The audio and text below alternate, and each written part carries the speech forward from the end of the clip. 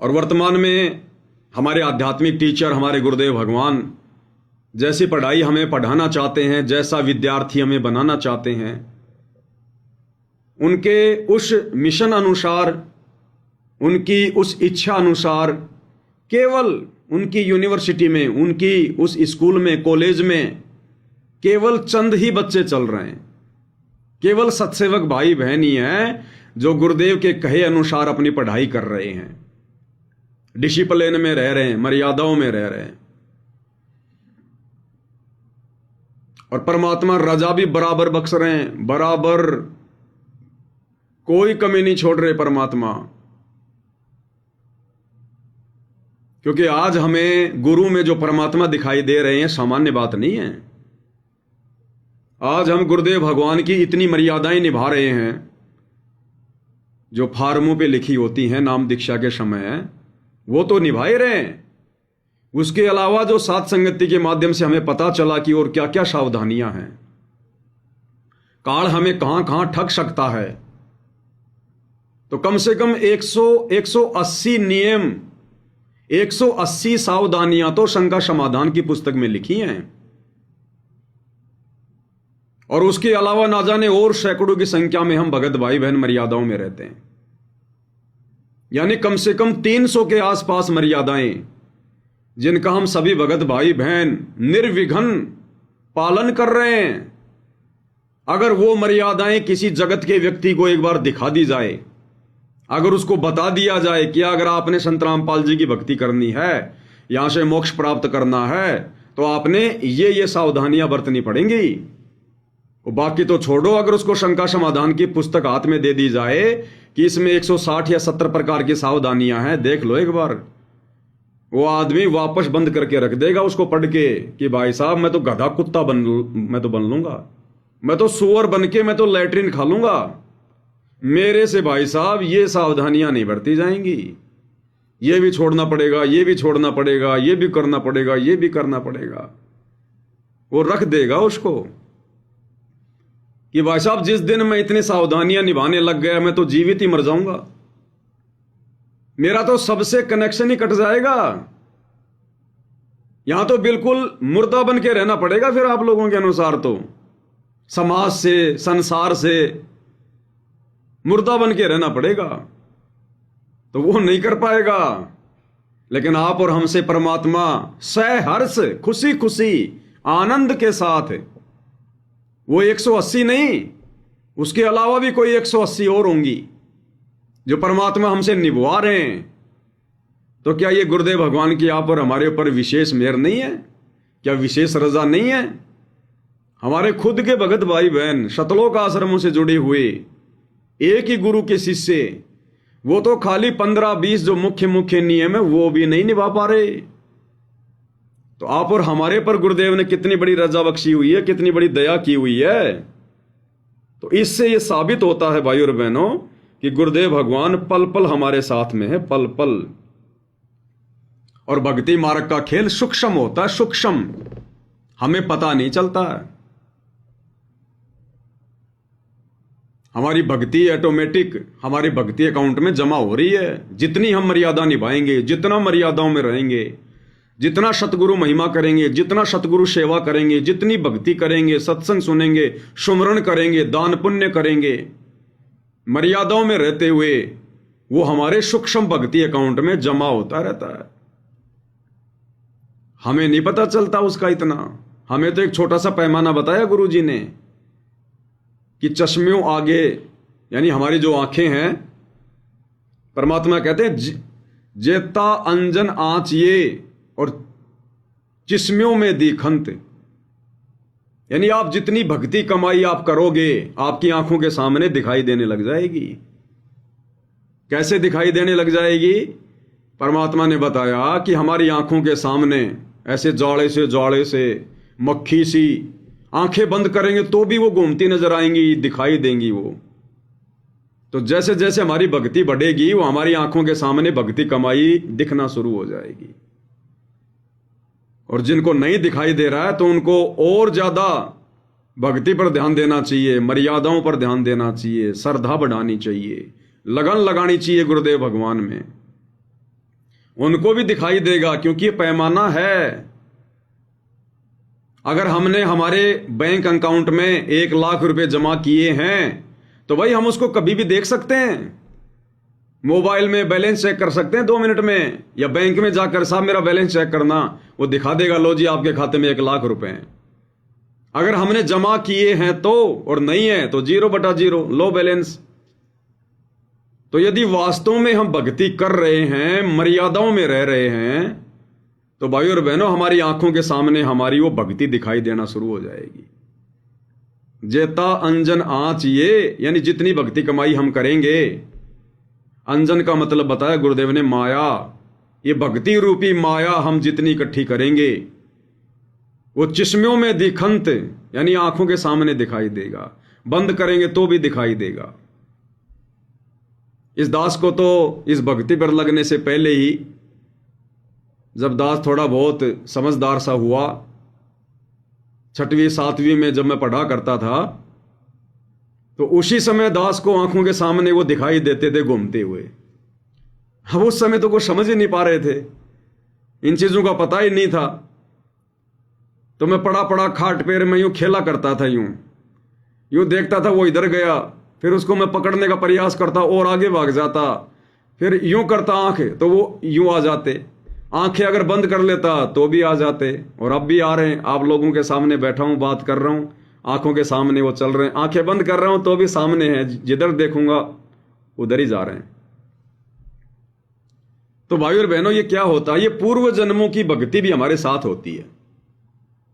नाम दीक्षा लेने से पहले जिन भाई बहनों को ये दिखाई देता है वो उनके पूर्व जन्मों की भक्ति होती है, यानी उनके पास में पहले से भक्ति धन काफी जमा है, बहुत सारा, और सतगुरु से मिलने के बाद तो फिर और ज्यादा बढ़ जाता है। तो जिन जिन को नहीं दिखाई दे रहा, परमात्मा से प्रार्थना करो, मालिक को प्रसन्न करो। जितना अकाउंट में डालेंगे उतना अवश्य दिखाएगा बैलेंस। और जूली बहन की एक छोटी सी ऑडियो आई है आज। परमात्मा ने सभी सत्सेवक भाई बहनों को आशीर्वाद दिया है और गुरुदेव भगवान कह रहे हैं कि सबके जो कमल हैं वो खिल चुके हैं। सभी सत्सेवक भाई बहनों के जो कमल हैं वो खिल चुके हैं, उनसे नूर निकल रहा है, रोशनी निकल रही है। लेकिन गुरुदेव ने बताया कि वो तुम्हें नहीं पता चलेगा, तुम नहीं देख सकते। वो कमल खिले कि नहीं खिले ये जीव नहीं देख सकता, वो सतगुरु देखता है, सतगुरु को पता होता है। तो गुरुदेव ने बताया कि जितने भी सत्सेवक भाई बहन हैं, चाहे कोई संकल्प लेके भक्ति कर रहा है, चाहे कोई नाम दीक्षा लिए हुए है, मालिक ने दिखाया कि सबके कमल खिले हुए हैं, सबके कमलों से रोशनी निकल रही है। और उधर जो शतलोक आश्रम वाले हैं, जिन्होंने सार नाम ले लिया, सार शब्द ले लिया, वो मर्यादा में नहीं है। तो गुरुदेव ने दिखाया कि सबके कमल सिकुड़े हुए हैं, चिपके हुए हैं। और आने वाले समय में गुरुदेव ने बताया कि वो लोग तो नीचे गिरेंगे जो आज मौज मस्तियां कर रहे हैं, नाम लेकर भी बकवाद कर रहे हैं, वो लोग नीचे गिरेंगे और सत्सेवक भाई बहन आने वाले समय में ऊपर उठेंगे, ऊपर। और गुरुदेव ने बताया कि सबके कमल खिल चुके हैं, सत्सेवकों के सबके कमल। बंदी छोड़ सदगुरु रामपाल जी भगवान जी की जय हो। जय हो बंदी छोड़ की, लौट को नहीं और की। सत्य है भैया जी, दासी परमात्मा जी की भी संध्या आरती कर रही थी, तो परमात्मा जी ने दिखाया है, मालिक जी ने दर्शन दिए, परमात्मा जी ने दिखाया है। पहले तो परमात्मा ने दिखाया है कि परमात्मा जी सफेद कमल का पेड़ है, सफेद का कमल का फूल, उसमें परमात्मा विराजमान है। और फिर परमात्मा दिखा रहे हैं, पहले तो मतलब सफेद कमल के फूल पर परमात्मा जो सब भाई बहनों के घर में आश्रय जो उनके दरबार से आए उसमें विराजमान है। फिर परमात्मा दिखा रहे हैं जो हम जहाँ पे माथे पे तिलक लगाते थे ना पहले, बीच में भौं के बीच में, वहाँ पे परमात्मा विराजमान है, सफेद कमल में विराजमान है। उस कमल से बहुत सारी शक्ति निकल रही, सभी भाई बहनों के पास में जा रही है। फिर परमात्मा दिखा रहे सभी भाई बहनों के, सभी जितने भी भाई बहन है, पुराने जो सत्सेवक भाई बहन जितने भी हैं, सबके माथे पे परमात्मा विराजमान है वो कमल में। सबके विराजमान है। और फिर परमात्मा जी दिखा रहे हैं जो जितने भी भाई बहन है ना, उनके परमात्मा मूल कमल, जो गणेश जी का कमल है ना, वो खिल गया है, पत्ती उसकी खिला, फूल खिला है। फिर ब्रह्मा सावित्री का खिला है, उसके चार उसकी 6 पंखड़ी हैं। फिर ब्रह्म विष्णु और लक्ष्मी का और शंकर जी का, मतलब इतने जो भी प्रधान अपने शरीर में विराजमान, उनके सारे कमल खिल गए हैं। और परमात्मा का भी कमल तो खिला ही रहता है। परमात्मा ये दिखा रहे हैं सब भाई बहनों के अंदर, मतलब जितने भी कमल हैं, जिनके पास मंत्र नहीं है, उनके भी सबके खिल गए हैं। परमात्मा खूब मुस्कुरा रहे हैं और शक्तियां परमात्मा की निकल रही हैं। परमात्मा कह रहे हैं ये सब खेल है ना, मर्यादाओं का है। जिनके पास मंत्र है, सार नाम सार शब्द, उनके पास कुछ नहीं है।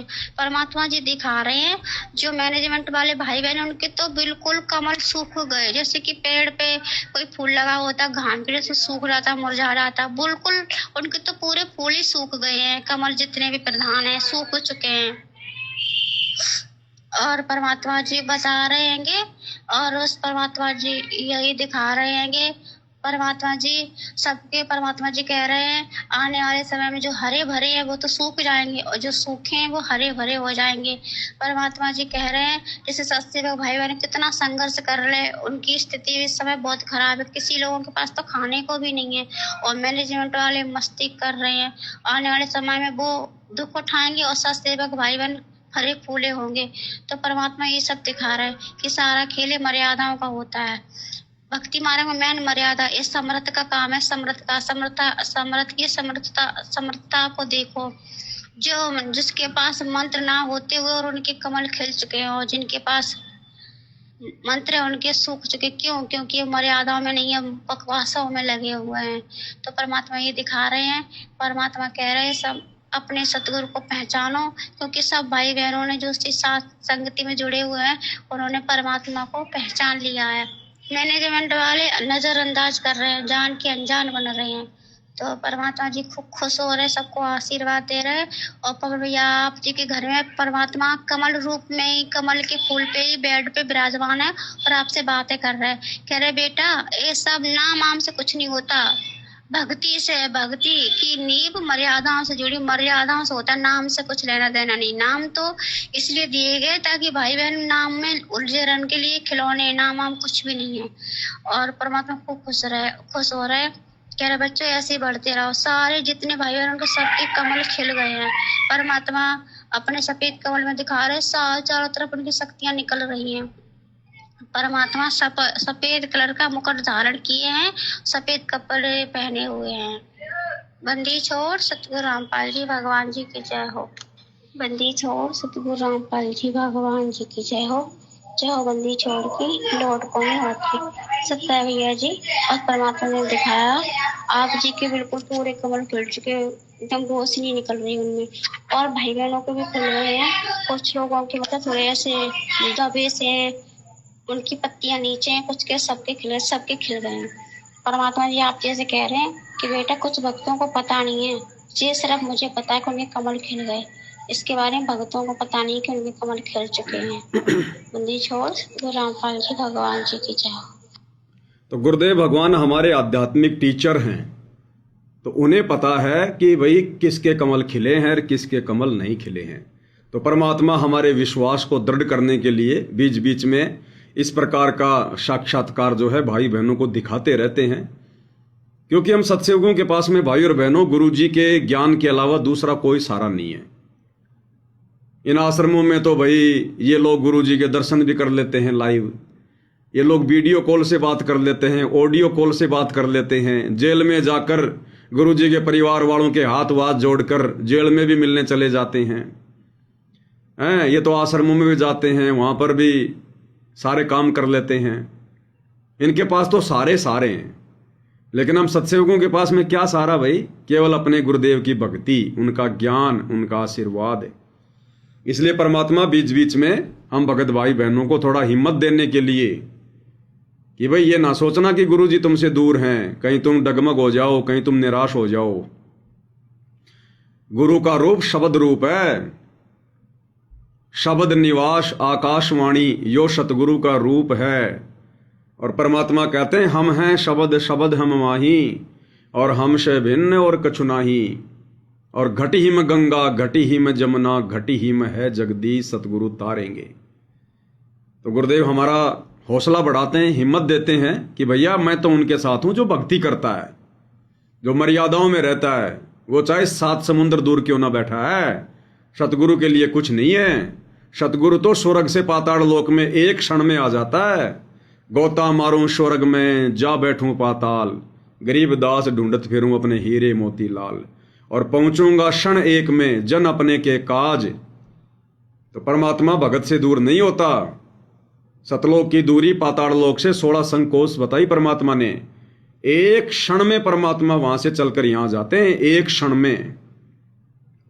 इसलिए हमने दृढ़ विश्वास के साथ कि गुरुजी पल पल हमारे साथ में हैं, और गुरुजी का तो ओरिजिनल रूप शब्द रूप है, और शब्द रूप में परमात्मा अपनी मर्यादित आत्माओं के सदा साथ में रहते हैं, छाया की तरह, साए की तरह। जो बच्चा गऊ की नजर में यूं साई को संत, यानी जैसे गाय होती है, गाय की नजर में उसका बच्चा। गुरुदेव कहते हैं गाय खाना खाएगी, पानी पिएगी, तो भी अपने बच्चे की तरफ नजर रखेगी, बार बार बार बार एक नजर अपने बच्चे पे रहेगी, पानी पिएगी तो भी, कि कोई उसको नुकसान ना पहुंचा दे। तो कहते हैं जो बच्चा गऊ की नजर में यूं साई को संत, ऐसे ही वो परमात्मा, वो शाही अपने भक्तों को, अपने संतों को अपनी नजर में रखता है, और भक्तों के पीछे फिरे वो भगत वत्सल भगवंत, सदा अपने भक्तों के साथ रहता है। और भगवान यहां कोई राजनीति करने थोड़ी आता है जो राजनेताओं के पीछे रहेगा, कोई मायाधारियों के पीछे रहेगा। परमात्मा अपने भक्तों के साथ रहता है, लेकिन भगत होना चाहिए, और भगत वही होगा जो भगवान की बात मानेगा, जो उनके दिखाए रास्ते पर चलेगा, उनकी मर्यादाओं में रहकर भक्ति करेगा। फिर हमने परमात्मा को कहीं देखने की आवश्यकता नहीं है, वो सदा हमारे साथ में है। जैसे एक उदाहरण दिया गुरुदेव भगवान ने, उदाहरण दिया कि जैसे सूर्य है, और सूर्य का जो प्रकाश है वो तो हर जगह है, सूर्य का प्रकाश तो सर्वत्र है, हर जगह है। और उसी सूर्य के प्रकाश को लेने के लिए कोई नादान पहाड़ के ऊपर जाए और वहां जाकर कहे कि हाँ यहां देखो गरम गरम लग रहा है ना, उस मूर्ख को कौन समझाए? नादान, वो तो तेरे घर की छत पे भी है, वो सूर्य का प्रकाश तो तेरे घर की छत पे भी है। तू पहाड़ पर जाकर और कह रहा कि हाँ देखो यहां पर देखो ये गरम गरम लग रहा है, तो वो तो मूर्ख आदमी है। जो तेरे घर में है, जो तेरे घर के आंगन में है, जो तेरे घर की छत पे है, उसी प्रकाश को लेने के लिए तू पहाड़ पे जा रहा है नादान, वो तो मूर्खता हो गई। तो जो गुरुदेव भगवान हमारे घट में है, हमारे घर में है, हमारे विश्वास में है, कह कबीर सुनो वैशादो मैं तो हूं विश्वास में, उस गुरुदेव भगवान को उनकी गैर हाजिरी में हम इन आश्रमों में ढूंढने जा रहे हैं, हाँ देखो यहां गुरु जी है, यहां भगवान है। वो तो मूर्ख प्राणी है, उसको ज्ञान नहीं है, उसको पता नहीं है कि उसका लाभ कैसे प्राप्त किया जाए। वो विधि गुरुदेव ने बता दी, मर्यादित भक्ति। अब वो मर्यादित भक्ति तो कोई कर नहीं रहा, उस मर्यादित भक्ति के ना करने से उन्हें लाभ तो कुछ हो नहीं रहे, और फिर वो आश्रमों में जाते हैं, धक्के खाते हैं फिर वो गुरु की गैर हाजिरी में। और जिनको लाभ लेने का पता है, जिनको मर्यादा में रहने का पता है, जिनको भक्ति विधि का पता है, वो तो घर बैठे लाभ लेंगे, घर बैठे ही, उनको कहीं बाहर भ्रमणे भटकने की आवश्यकता नहीं है। तो भाई और बहनों, हम कितने भक्ति धन से परिपूर्ण हो रहे हैं, आप और हमने ज्यादा चिंतन करने की आवश्यकता नहीं होती है। हमने चिंतन केवल मर्यादाओं को लेकर करना चाहिए, केवल मर्यादाओं को लेकर। जिस प्रकार आजकल एक मोबाइल से दूसरे मोबाइल में लाखों रुपया ट्रांसफर हो जाते हैं, लाखों रुपए, ना वो नोट आते दिखाई दे रहे। अब लाख रुपए लेकर बैंक में जाओगे तो इतनी मोटी बनेगी गड्डी 100-100 रुपए की। वो डर रहेगा कि रास्ते में कोई छीन ना ले, कहीं मेरा बैग ना छूट जाए, कोई धोखाधड़ी ना कर ले। और डरता डरता बैंक में जाएगा, नोट निकालेगा, उनको गिनने में बैंक वालों को समय लगेगा, कोई खराब हो गया उसको चेंज करेगा, वापस देगा। और एक होती है सूक्ष्म विधि, ये मोबाइल। भगत जी, हाँ जी फोन पे करो, कितने? 1 लाख रुपए। टन देवी और सजनों, आपके अकाउंट में 1 लाख रुपए आ चुके हैं, धन्यवाद। आ गए 1 लाख रुपए, ये लो। ना पैसा दिखाई दे रहा, ना नोटों के बंडल दिखाई दे रहे, ना बैंक में जाना पड़ा, और ना इस मोबाइल के अंदर दिखाई दे रहे कि वो पैसे कहाँ हैं, ना उन पैसों की कोई फोटो दिखाई दे रही, और हमारे मोबाइल में लाखों रुपए आ गए। तो ऐसे ही भाइयों और बहनों, ये सूक्ष्म कमाई है। ये जो भक्ति रूपी धन है, ये सूक्ष्म है, सूक्ष्म। ये हमारे सूक्ष्म शरीर में जमा होता है। तो हम भगत भाई बहनों ने केवल चिंता अपनी भक्ति की करनी है। चिंता तो हरि नाम की, यानी जो गुरुदेव ने जो मंत्र दे दिया, जो विधि बता दी, जो भक्ति करने की जो विधि बता दी, हमने केवल उनकी चिंता होनी चाहिए कि मैं गुरुदेव के सत्संग सुन रहा हूं, नहीं सुन रहा, मर्यादाओं में हूं या नहीं हूं, भक्ति कर रहा हूं, नहीं कर रहा हूं, कहीं कोई मर्यादा तो खंडित नहीं है। इन बातों की चिंता होनी चाहिए। चिंता तो हरि नाम की और न चिंता दास, जो कोई चिंता नाम बिना सोए काल की फांस। और दूसरा, जूली बहन को परमात्मा ने दिखाया कि भाई मर्यादाएं प्रथम है, नाम भी कोई विशेष नहीं है। अब ये बातें सही भी हैं भाई और बहनों, लेकिन हमने इनको समझना पड़ेगा, थोड़ा सा विचार करना पड़ता है। ये जो भी नाम वगैरह होते हैं, जो ये मतलब यज्ञ वगैरह होती हैं, ये हमारे सूक्ष्म शरीर में भक्ति को जमा करती हैं। और दूसरा क्या होता है इनका कारण, ये हमें काललोक की बकवादों से बचा के रखती है। यानी परमात्मा हमारे को उलझा के रखता है कि तुम भक्ति में लगे रहो, ये क्रिया करते रहो, 500 यज्ञ रोज करनी पड़ेंगी, इससे हमारे भाव बने रहेंगे, हमारी श्रद्धा बनी रहेगी, और हमारा जो ध्यान है, जो मन है, वो काल की बकवादों में नहीं भटकेगा, उधर नहीं जाएगा। परमात्मा हमारे को बिजी रखते हैं। जैसे जब छोटा बच्चा रोने लग जाता है और माता पिता ने कोई काम करना होता है, तो वो क्या करते हैं, बच्चे को मोबाइल दे देते हैं। क्यों दिया मोबाइल? क्या वो मोबाइल बच्चे के काम का है? नहीं। फिर क्यों दे दिया?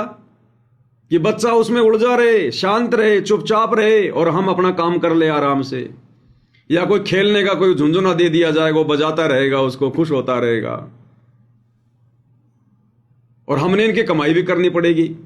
जिस प्रकार वो मोबाइल, वो झुंझुना उस बच्चे को दे दिया, तो वो काम तो कर रहा है ना। अरे वो झुंझुना हिला रहा है बच्चा, तो बच्चा खुश हो रहा है, खेल रहा है, माँ बाप भी अपना काम कर रहे हैं, वो अपना काम भी कर रहा है। इसी प्रकार जो मंत्र गुरुदेव ने दे दिए, वो हमने जाप भी करने हैं, उस विधि से, उस श्रद्धा से, उस लगन से।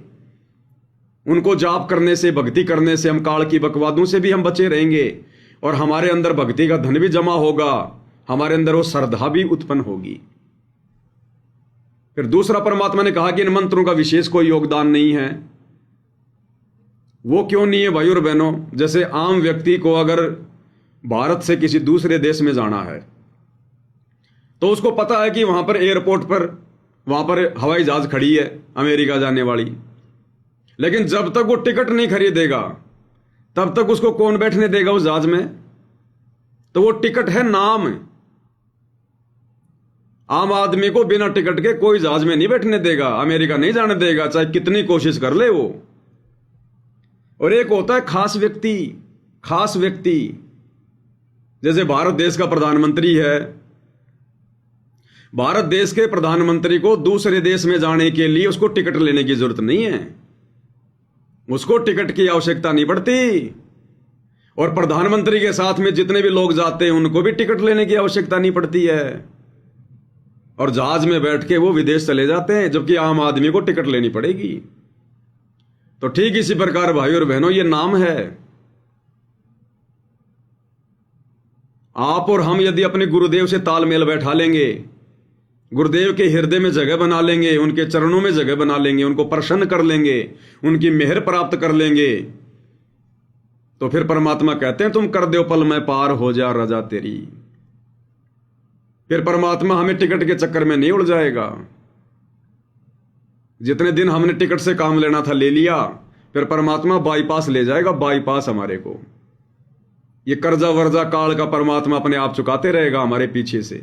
जरूरी नहीं है कि हमारे को साथ में रखेगा फिर भगवान, वो तो हमारा जैसा और बना लेगा एक जमुरा।